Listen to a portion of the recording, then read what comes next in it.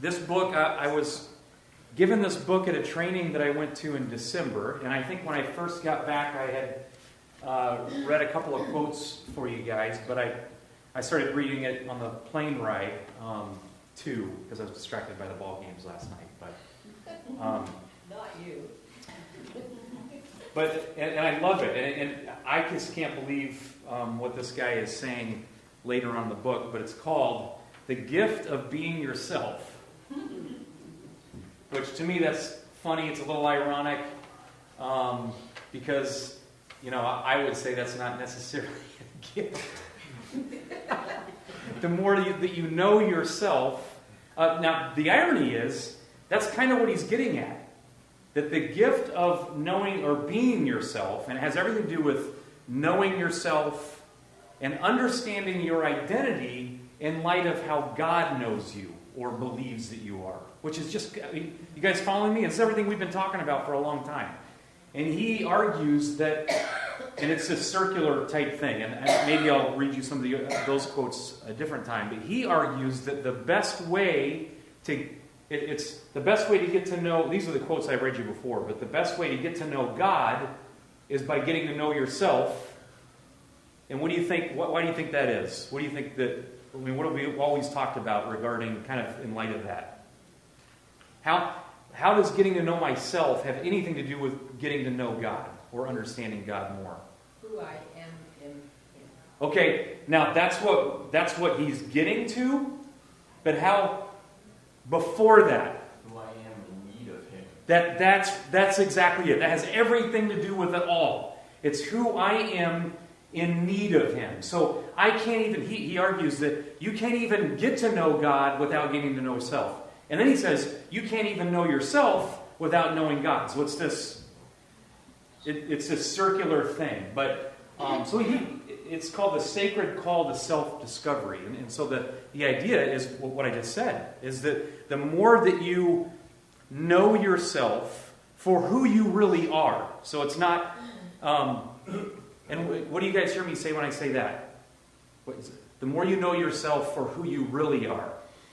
It's what Jeff just said. And I don't know what that takes. It takes divine illumination, ironically, and it takes feedback from other people, and it takes a number of things for us to become a little bit more clear about who we are. Because the point is, you and I are living in deception all the time. And the deception is, I believe I'm something different than I really am. In other words, the whole idea of needing help.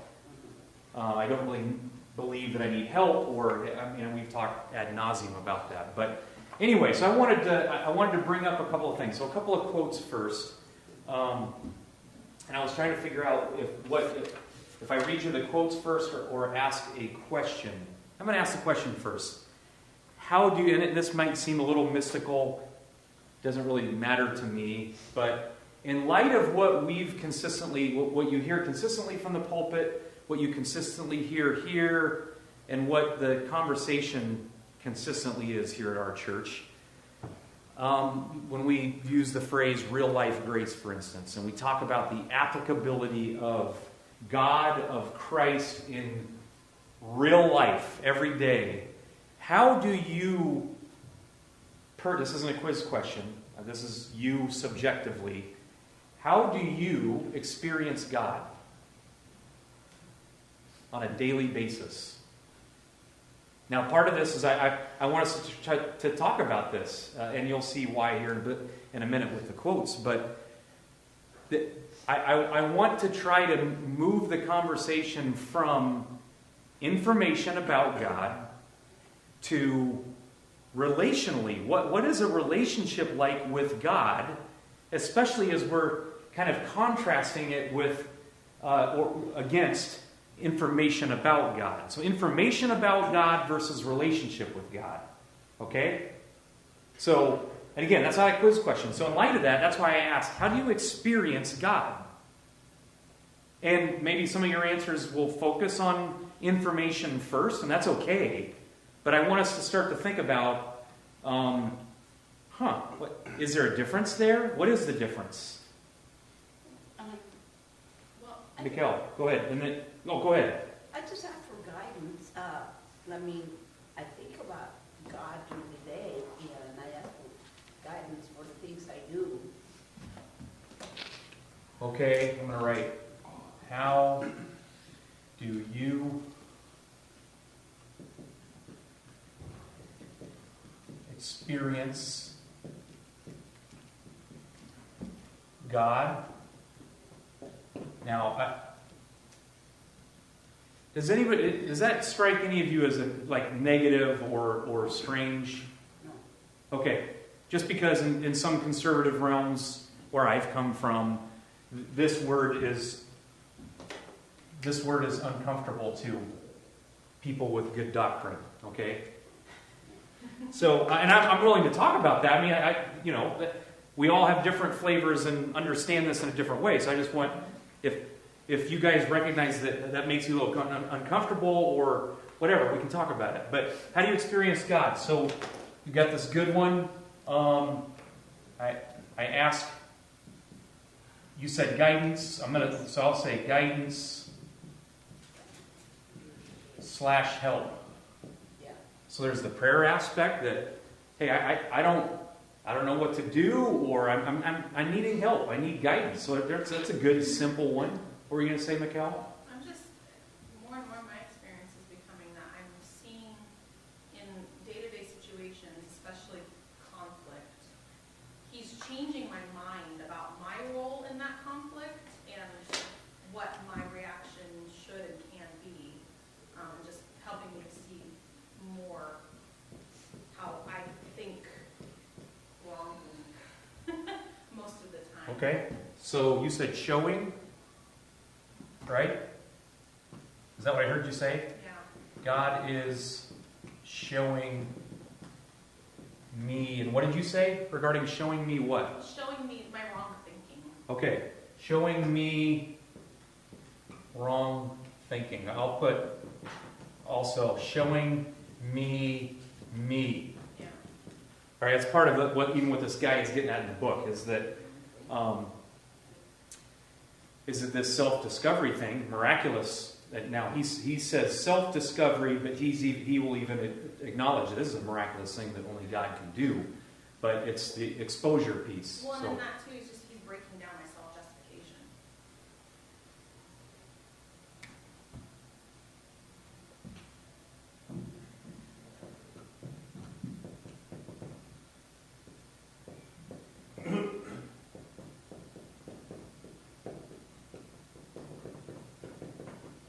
okay, how else would you guys explain how you experience God daily? As a parent, just from that perspective of trying to parent Annabelle and thinking about like how much I love her and want the best for her and how often she breaks my heart with her daily things, and I just see it as like that's probably how God sees me in light of, why won't she just trust me? And, it's more of a seeing it from his point of view. I'm writing down the parallel. Okay. Yeah, that's good. Any other thoughts? Well, sometimes, truthfully, sometimes I'm ignoring God. Just going on about my business, self-centered. But other times, God is showing me how to think about others, the acceptance of people as they are, and it's a non-judgmental thing. So how would you have me write that down regarding what you just described? How is that related to experiencing God? You said showing. You used the word showing. So he's showing you again. Well, he does, and he's showing me the acceptance of others as they are, not as how I would have them be. Okay, I'm writing helping too because I hear you. It's a lot of helping. I hear you saying he's helping you to see others in a different way.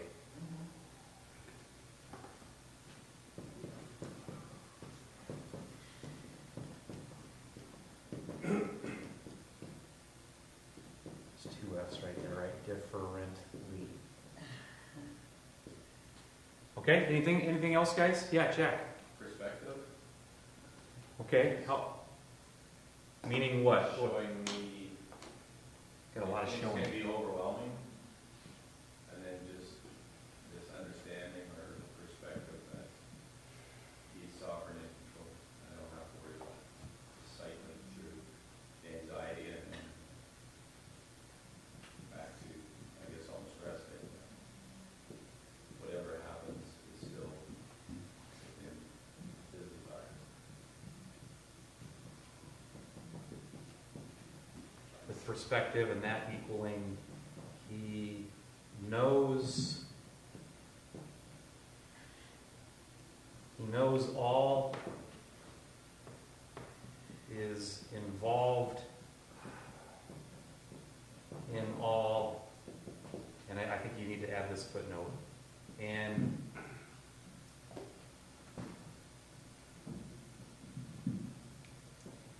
that is, what word am I going to put down? Comforting. Oh, that's a good one. I was going to say good. Comforting. Okay, anything else you guys want me to throw up there? He brings peace and understanding. That's you could put That that will in go there. with Yeah. Jack's, really.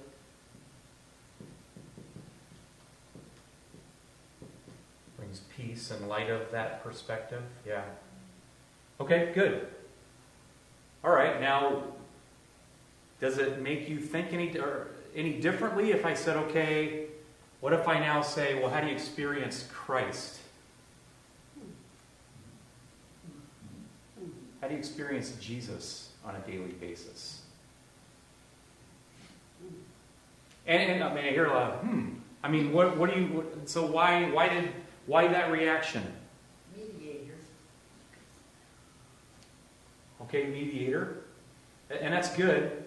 Now, my initial reaction to that is that's based on information I know is true in Scripture. Okay, so for sure. But from a practical experience daily, you guys have already brought up conflict and some of these other things. Well, recently, I don't know why, but because I'm old, but the thing is, God just showed me how close the Father and the Son and the Holy Spirit are. In my mind, I'm not, Father, Son, Holy Spirit. I don't know why, but it was just a bringing together of the closeness of all of it. Okay. And Now, it's interesting you just say that because, part of the reason I'm even asking you is, so how do you experience Jesus? Now, part of that is a result of, I think, those of us who are in Christians and have spent more than a day in the church, is that we can tend to isolate the different persons of God, okay, the Trinity, all right, which is kind of interesting if you think about that from, again, that's from kind of an information perspective, all right, that's kind of what we've heard, we've been taught, but when I'm talking about experiencing, you guys, it was easy for you to say, well, here's how I experience God, or it's easy to relate that, but when I say Jesus, does that change anything? I mean, what is that like for you? I heard a lot of hmms. Yeah, the is a triune God. I would not differentiate between their experiencing because it's one being that's influencing us. What Okay. shape that takes, I think, is not important. Is that relationship is there with all three equally from our perspective. We don't have Okay. a relationship with God and not Jesus, not the Holy Spirit. It's one relationship. And so I would say you wouldn't typically differentiate that. Okay.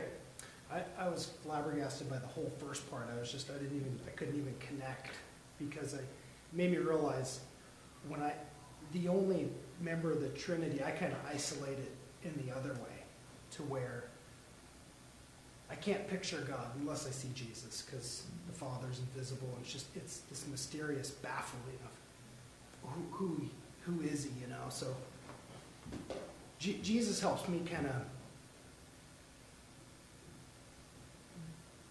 somehow understand the mystery of who God is, to where life just kind of crushes us and overwhelms us, and it's like the door gets cracked open to heaven every once in a while, and he builds our faith to know, I am in control. I'm bringing peace in these impossible situations.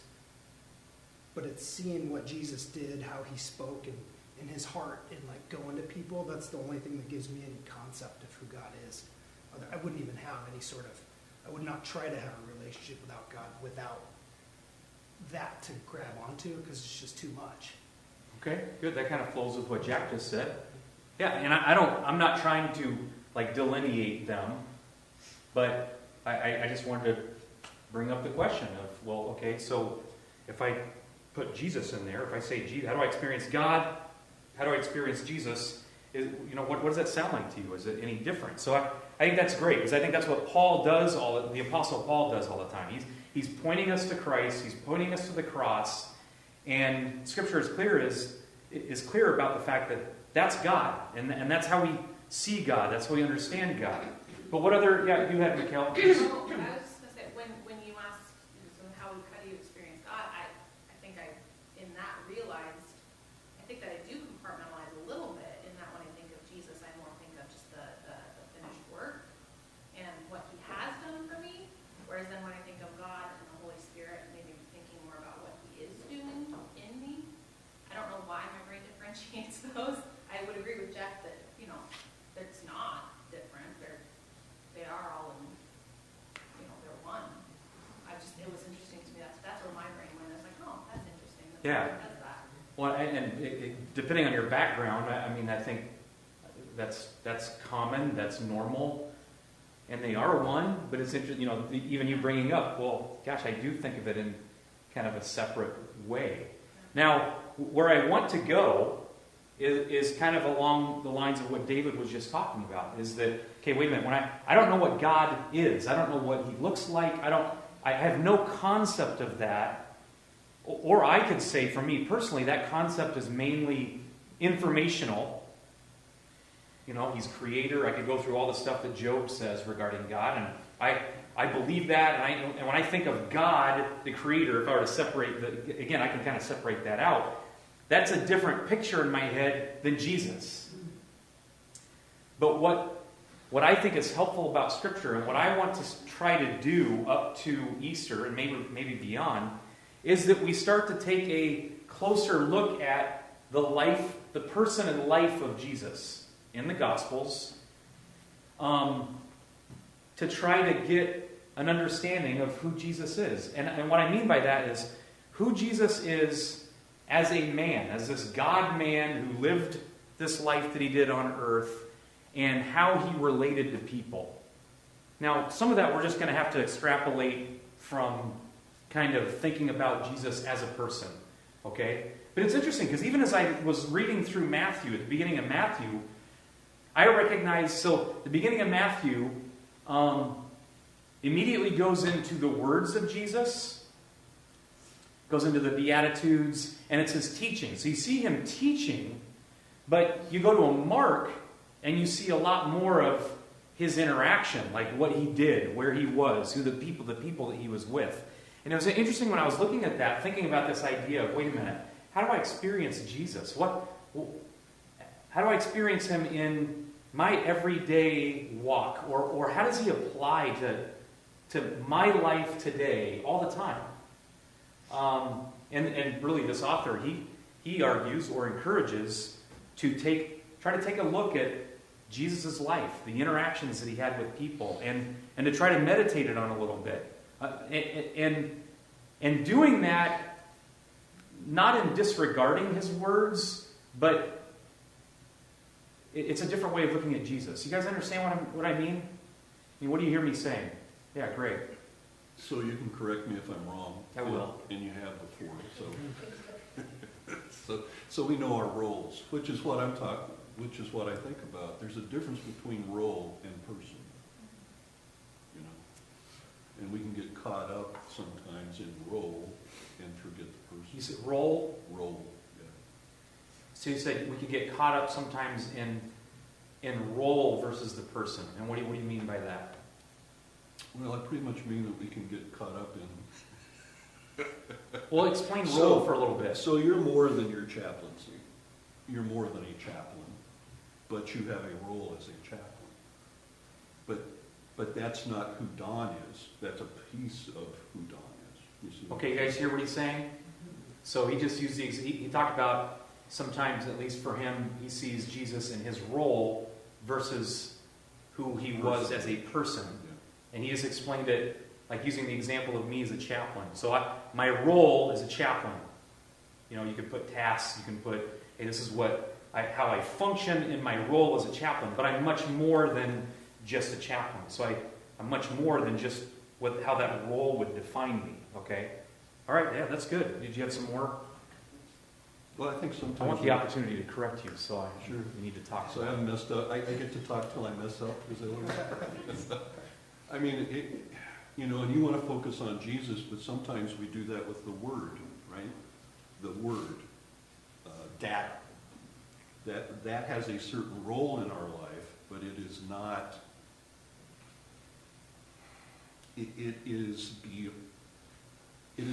I guess I look at it as a tool rather than data, right? Which still may be the role, but there's something about who Jesus is, which is much more than how Matthew portrays him, which is why we're given Mark. We see his role in Matthew as a teacher, and we see his teaching. In Mark, we see him, like you said, in interaction. In John, we see him fulfilling a different role, aspect of who he is, but he's not just that, I guess.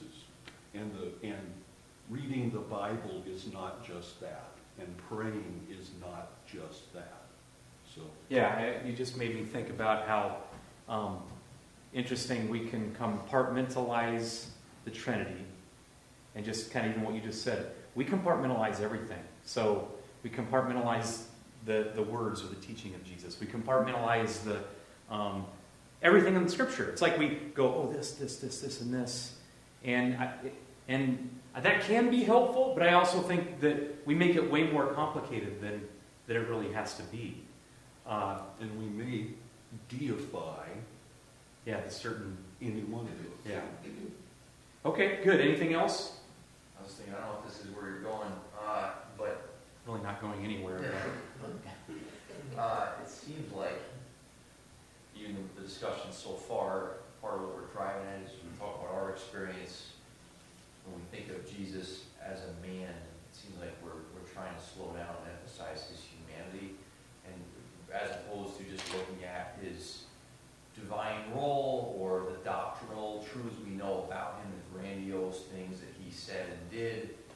It's easy to overlook his simple humanity. And I think, I don't know, is that partly what you're emphasizing when you talk about how Mark shows him interacting with people and all of that? I mean, it kind of humanizes him a bit for us and helps us realize that he can identify with what we experience. Yeah, and I think where I'm going with this also is that humanity piece, especially with how David explained it. That hey, I just have an informational understanding about what the concept of God is like. Okay, but yet Paul says, hey, we see God by looking at Jesus. So by looking at the God-man Jesus.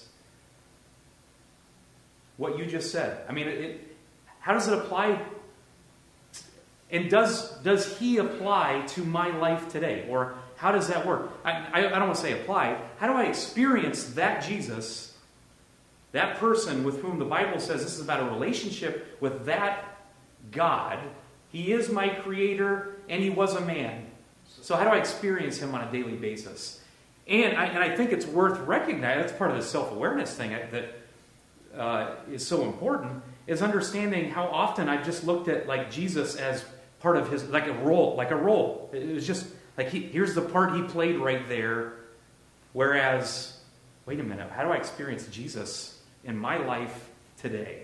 Yeah, and I think too, I don't know, I find myself thinking about this a lot recently. I mean, I'm driving around and see a Jesus bumper sticker or whatever, something that just reminds you, or a picture of what he supposedly looked like, which most assuredly he did not look like, what most of his pictures portray him look like. But, you know, I try to kind of think like a skeptic would think and look at that and say, it's just weird. I mean, I can't see Jesus. And so does this person have Jesus riding in the passenger seat of their car with them? Like, it's weird, right? So to think about him in the sense that everything about God that we grapple with and struggle with and all the things that are up on the board, if nothing else, the concept of Jesus makes all of that or brings all of that closer. Like it helps us see God as closer to us. And that he took on humanity, that he took on flesh, that he suffered, that he felt hungry and tired and sick, you know, at times.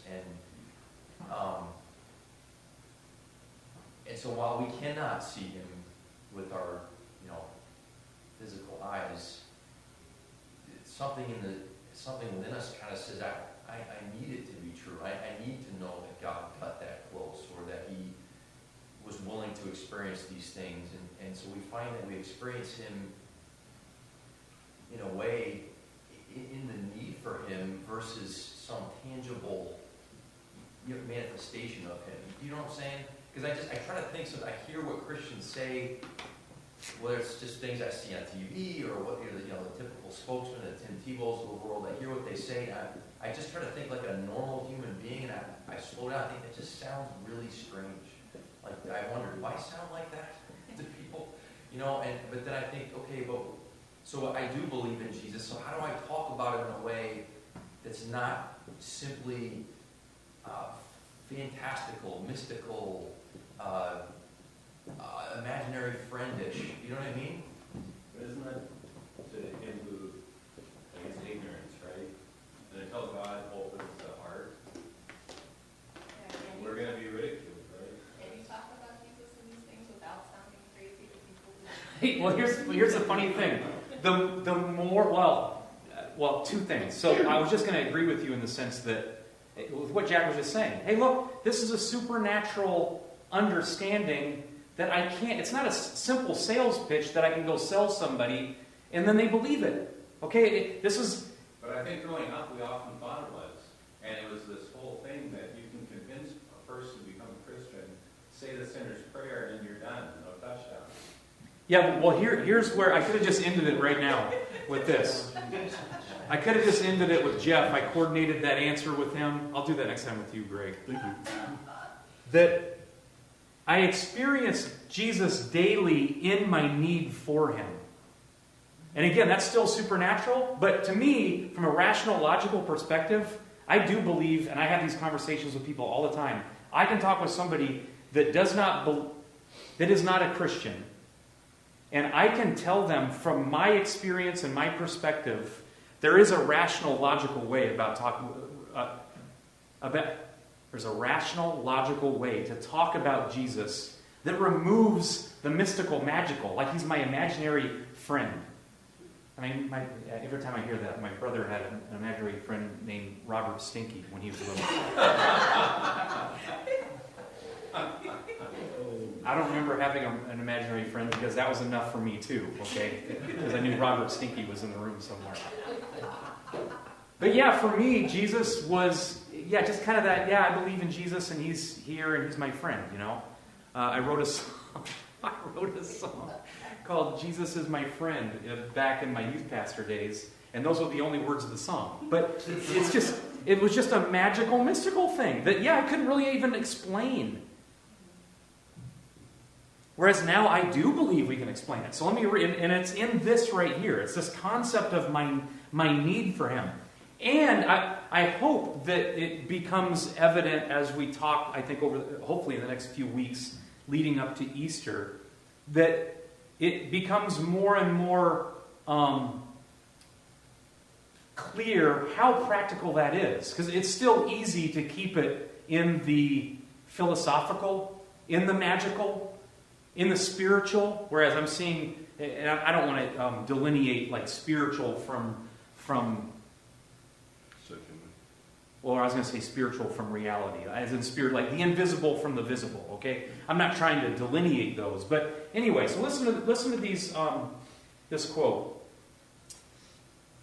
And he's talking about experiencing God, okay? So that's obviously kind of where I got this. But he says, if God has come in the flesh, and if God keeps coming to us in our fleshly existence, then all of life is shot through with meaning. So I'm going to read that again. And you tell me what how does that strike you? What does it sound like to you, okay? If God has come in the flesh, and if God keeps coming to us in our fleshly existence, and I will tell you too, he's not delineating God and Jesus, because he immediately goes into talking about understanding and thinking about Jesus as a man, as a person, and what he experienced here, okay? So if God has come in the flesh, and if God keeps coming to us in our fleshly existence, then all of life is shot through with meaning. I'm going to keep going here, but to me, that impacted me a ton. So what are you guys hearing, or what? I think that helps right there when like speaking to a non-believer of, they're not asserting, we get caught with this, oh, I'm not being faithful to God if I put it forth as like the if. I think we've been led in the past a lot in the church to where you kind of have to stand up for it, like, I'm in the right for believing this, and that sort of air, instead of where it's free and liberating to not have, like Jack was saying, like it's not a formula, and we're not getting dinged in our presentation of it. It's like, hey, if God has come, and then you get to the value piece, everybody wants that value in or meaning. Everybody's searching for meaning, and if every moment is under the care of a God, people would want that, and it kind of disarms them when you just say, hey, this is what the Bible asserts, and just kind of distancing. It doesn't make sense, where I used to feel like I had to, believe, Okay, so assert it like I believe this, and there's no way that it could be false. That's probably better. okay. There's like, yeah. Obviously, what you said, especially at the beginning, was again this understanding of Jesus before that. Okay, here's the right stuff I need to believe, and again, that's informational. Okay, here's Jesus. I'm not going to go into it, but what you just said, that My data is better than yours. yeah, my data is better than your data. I'm right, you're wrong. It's black and white, which to me again keeps it in Data. It keeps it in data. It keeps it in information. And that's why the relationship piece, to me, didn't make any sense. Okay, right data, right information, and part of that right data is now I'm in a relationship with him. But what does that mean? What's that look like? Yeah. I think this can be really clarifying. So we tend to go either the right data versus wrong data, and we've got the right data as believers in God, so you need it too.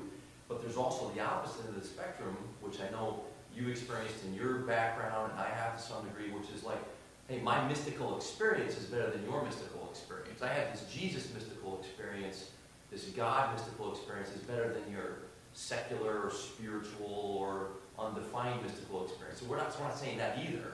So what are we, you know what I mean? So it's interesting to look at, there's almost like those two sides. So now what are we saying? We're not saying that one over there. We're not saying this one over here. So what are we saying? Well, and I think it'd be helpful as we talk about experience. I mean, you're broadening that idea of experience into like the mystical, the spiritual, and I think it'll be helpful for us to talk about, hey, well, how do we experience God? And I'm not necessarily going to, sideswipe the spiritual, mystical experience, whatever that might be for a person. Like me, having those experiences as they were impactful to me at that point in time. Now I believe that that's not what this is all about. It's not me just trying to go meet with God and have this mystical experience with Him, because to me that keeps God in this invisible, magical world that still has a hard time connecting with the practical world and how it's applying to me, or how it's impactful to me every day. Okay, so hopefully that'll develop as we keep going. But let me finish this again. So, if God has come in the flesh, and if God keeps coming to us in our fleshly existence, I mean, we should unpack that too. How does God keep coming to us in our fleshly existence? This will be answered a little bit in this. Earth is crammed with heaven, and heaven, when we finally get there, will be crammed with earth. That's real interesting. Nothing wasted, nothing lost, nothing absurd. All are, I don't know what this word is, grist for the mill of a down-to-earth spirituality. Grist is what you put in the mill. Okay. That's what helps. Well, I think it's just the stuff. Okay. It's the stuff. And then it says, the omnipresent God, whose name is Emmanuel, is not distant, but nearer to us than we can imagine. God is not alien to the circumstances of our lives, but comes to us in them. Our challenge is to unmask, basically, God in the sense of seeing Him in the circumstance. And basically understand that presence in our lives. Like, almost on an every by-minute basis. So you guys, again, what do you... Yeah. Well, he's a very living, always present God. And in my life, I feel like he's speaking to me all the time. I know there's those instances where you're off busy doing whatever, but I'm saying that it's very living, very real. And I don't know what else to say exactly, but So can when I... you look at him, if you were looking at your wife or your kid or whoever that you really loved, to look at him in that light. I think he beckons us to really look at him, to give him thanks, to dwell on him. But that's not exactly what I'm trying to say. He's very real and living, and he's constantly speaking to you. Okay, so he's real and living. Some people can get scared if you say he's constantly speaking to you, but that can be... Well, I'm just saying, it can be... that can be understood in a lot of different ways, in a good way, okay? If somebody says... No, I'm not going to go there, but... You did Go go ahead. there. What? No. You went there with me once. I did? But no, really, I don't hear voices all the time, although a couple times I have. And you told me it was not real, but you were wrong. But anyway, it's You might have heard that, but I don't think I've ever told anybody that it's not real. I But never anyway, would tell somebody that that's not when you real. first met me. But anyway, that's not the point. That's just because I'm pulling your leg. Okay. But anyway, God doesn't usually, speak very audibly, except a few times. It happens. But he speaks to your inner being through the Spirit. And it's just as real as though I'm talking to you right now. So you said at the beginning of that God is... He's living. He is... Yes. He's okay, I know he died and rose again and all that, but we know that he's living in the spirit world is probably a lot more real than what we're looking at. So he's very present with us. Okay, so he's present with us. He's living. He just says all of life is shot through with meaning. You said at the beginning that how often throughout the day are you doing whatever you're functioning, whether it's at home, work, wherever, and you are not thinking at all about God.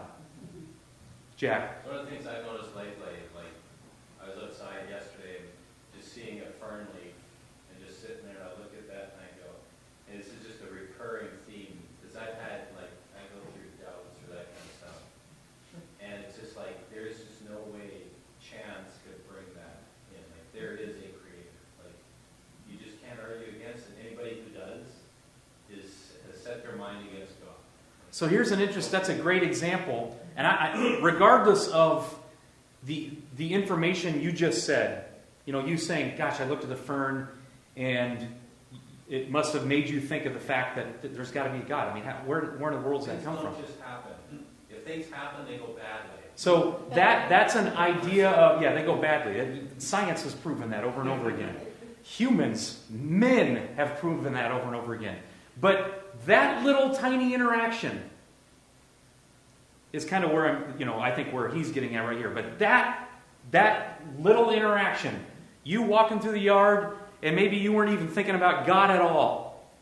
And then you see that fern, and here you have this thought. I mean, that's where I think part of what him saying is that life is shot through with meaning. Meaning, specifically, how God is in my life all the time.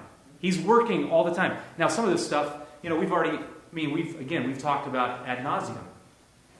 Our view of the sovereignty of God is, I believe that He is active and living, and He is involved in every aspect of my life. Whether that be the sinful aspect of my life,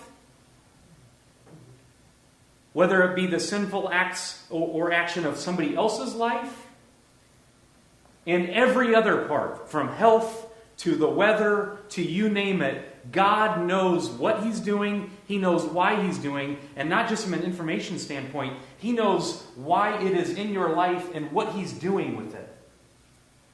And if we were to be aware of that, even a little bit more on a by minute, by minute, by 5 minute, by 20 minute basis of your life, we would recognize that God is, in a very real sense, speaking to us or revealing Himself to us all the time.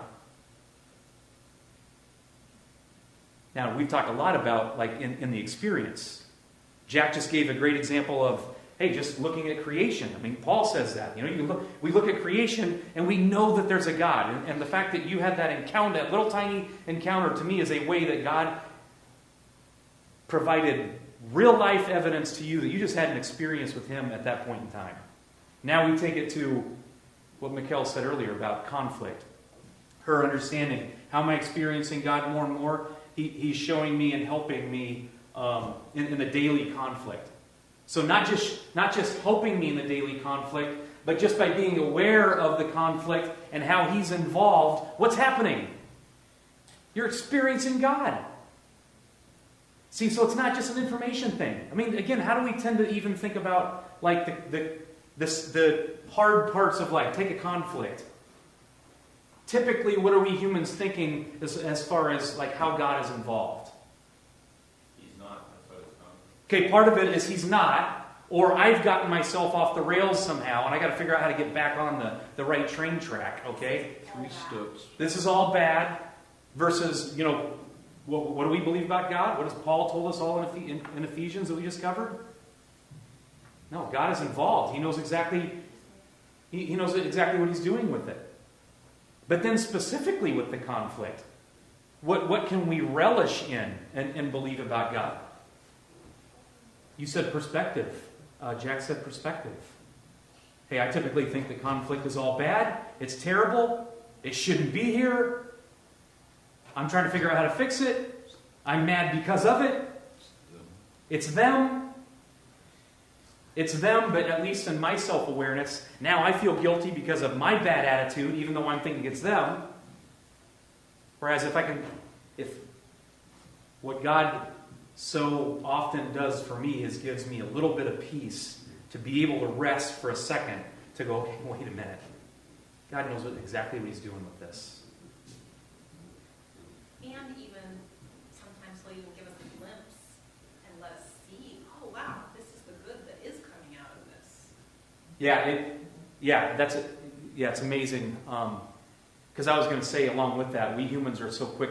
We understand that God's involvement in the bad stuff, in that, hey, God, show me what you're bringing about as a result of this. But we still fail to see, wait a minute, He's involved right here, right now.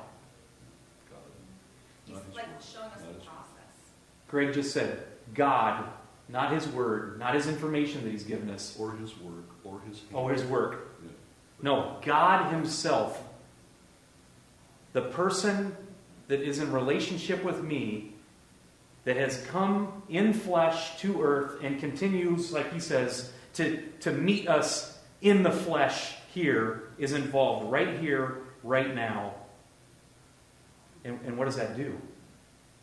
What can that do to you and I? I mean, what does it do to you? I can tell you what it does to me. To realize that God has put us in the circumstances where we are for His purpose, really, and to accept that those circumstances are for His purpose. And His purpose, I mean, what do we agree about His purpose now? It's not just some like, oh, He's got a neat plan out there that He's including me. I think His purpose is more in transforming us to be more like Him.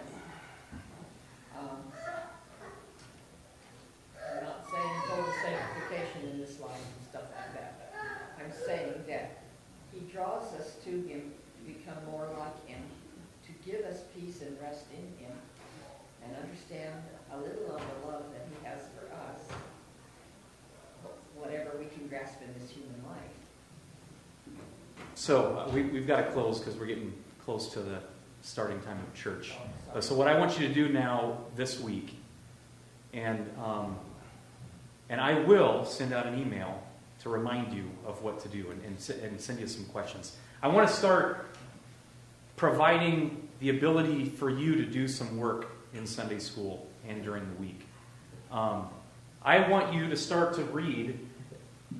I'll focus you, but you can start to read any of the Gospels, and specifically in reading and taking time to meditate, to contemplate Jesus, to see who this person is that we see in Scripture.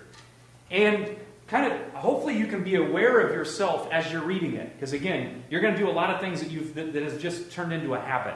And part of that habit is we've compartmentalized things. Here's words of Jesus, so now I'm breaking down and analyzing the words of Jesus. Where I want us to try to look at, hey, this person, this human Jesus that came to us in the flesh, this Emmanuel, God in the flesh, look at how He was in the flesh here. Look at what He was to people.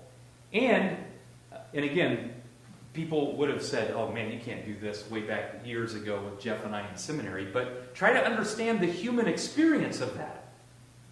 We don't necessarily see a lot of those. We see the instance of the human experience, but it's not necessarily revealed to us, hey, what that other person would have been thinking or feeling. And I'm not saying let's just go on some crazy speculative rampage. But I want you to contemplate, wow, if I was standing there listening to this, experiencing the person of Jesus in relationship, what was that like? Because I think it'll help us begin to understand even more how we experience Jesus today. All right, any closing comments? All right, let's pray. Dear Lord, I thank you again for this day. I thank you for this opportunity. We thank you for your love. And I thank you that you are involved in every life here, every second of our existence. Lord, and you are working in our hearts, you're working in our minds, even though we don't understand it, and most of the time we don't even believe it. I pray, God, that you would help us to be able to rest in you a little bit more today. Rest in you knowing that we are truly in your grace-filled, mercy-filled hand. And that is good. We thank you for your love. We thank you for your help. In Jesus' name I pray. Amen.